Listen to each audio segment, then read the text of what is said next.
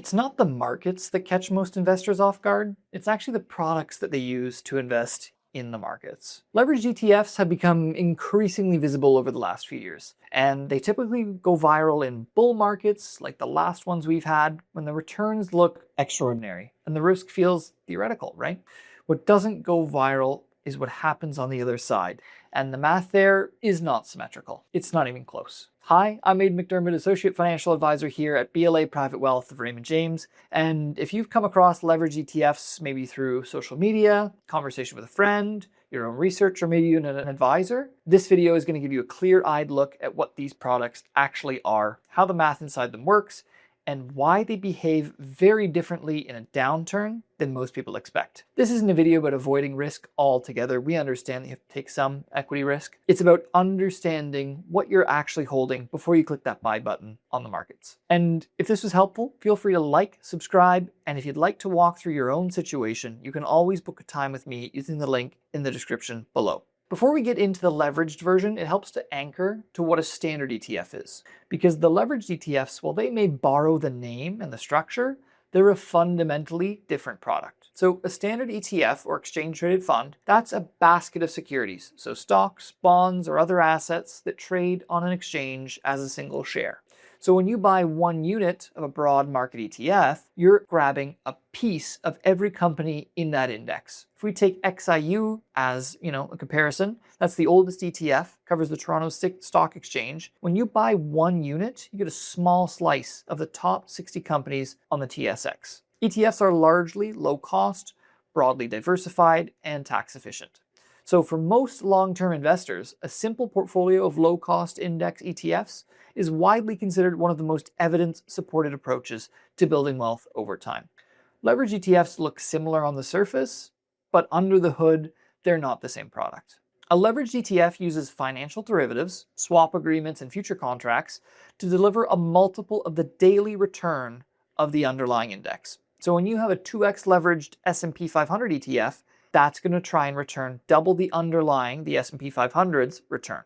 So if the S&P gives you 1% one day, the 2x version will give you 2% that day. If the S&P 500 falls 1%, the 2x product should be expected to fall 2%. A 3x version works much the same, just 3x in either direction. The key here is understanding that these products are designed to deliver their stated leverage over one single trading day.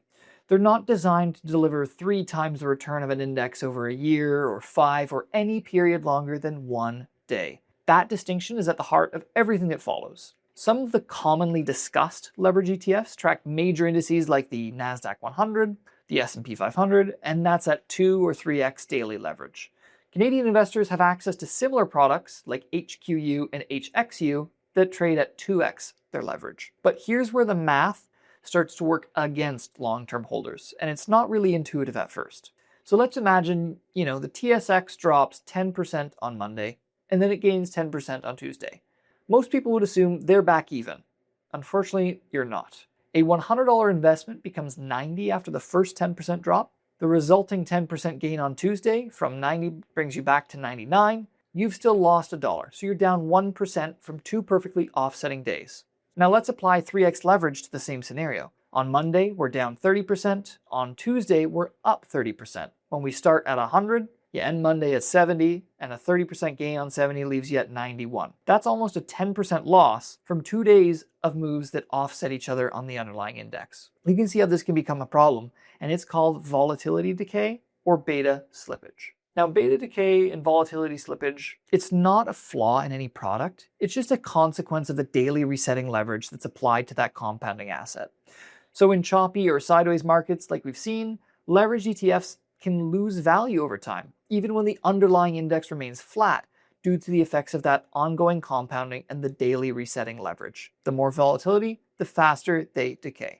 And this effect accumulates every single trading day. So in a strong, sustained bull market like we've seen, that decay can be partially or fully offset by amplified gains. But when markets turn volatile or turn downwards, the decay accelerates, and the losses can be severe. The 2022 experience is the most instructive recent example, and it's worth sitting with the numbers for just a moment. So in 2022, we had rising interest rates post-COVID, and then a repricing of tax valuations that sent the NASDAQ down roughly 33% for the year.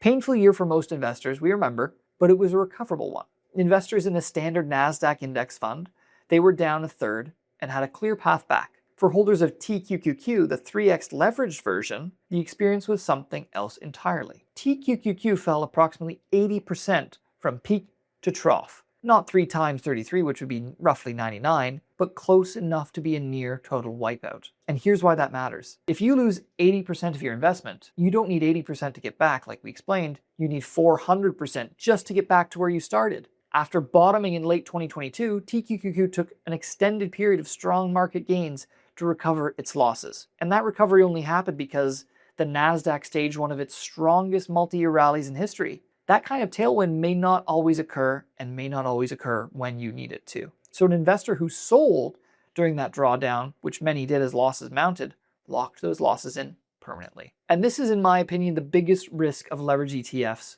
Most people would not be able to stomach and hold through an 80% loss in their portfolio. Most investors overestimate their risk tolerance on good years and underestimate it on the bad years. So if you're in a leverage ETF, you should be taking a step back, considering if your risk tolerance and risk capacity even line up with holding that product. Because in my experience, most investors don't qualify to use leverage in their portfolios. The 2022 experience was not a tail risk or a black swan event. It's consistent with how these products are structured to behave in a declining or volatile markets. The risk is the embedded product itself. So leverage ETFs are not inherently bad. They were designed for a specific purpose. That's short-term and tactical uses by institutional and sophisticated traders who want amplified exposure for a single day or a few days with risk management strategies, right? The problem has now become accessibility. These products trade on any brokerage platform at low cost, sometimes no commission and no restrictions. It means they're frequently purchased by long-term retail investors who don't fully understand the daily reset mechanics and how to hold them through that volatile drawdown periods, especially when the math starts to work against them. Social media amplifies this, right? We see this on TikTok and all these other platforms all the time, right? Bull markets, the returns on leveraged products look great. The risk feels like it just isn't there. But by the time it stops feeling abstract, the damage is already done. The risk of a leveraged ETF is not simply that it might underperform, it's that it can result in significant losses for an investor's long-term portfolio. And that's fundamentally different from the kinds of risk that a diversified retirement portfolio are experiencing in a down year. Here's what I want you to take from this. Understanding a product before you hold it is not a small feat. Leverage ETFs, they have a place, but that place is very narrow, requires active management, and it may not be suitable as a long-term buy and hold strategy for many investors. The investors who get hurt by these products, they're not reckless people. They saw a compelling story in a bull market, saw these great returns, and they understood the basic concept. But they didn't see the daily reset mechanics and what that can do in a volatile or declining environment. And by the time the numbers make it clear, the losses are already well too real. You can lose significant wealth, and chasing amplified returns without understanding the structure underneath them is one of the quieter ways that happens. So if you want a second opinion on what you're holding and whether it fits your long-term financial plan, book a time with me using the link in the description down below. Thanks for watching.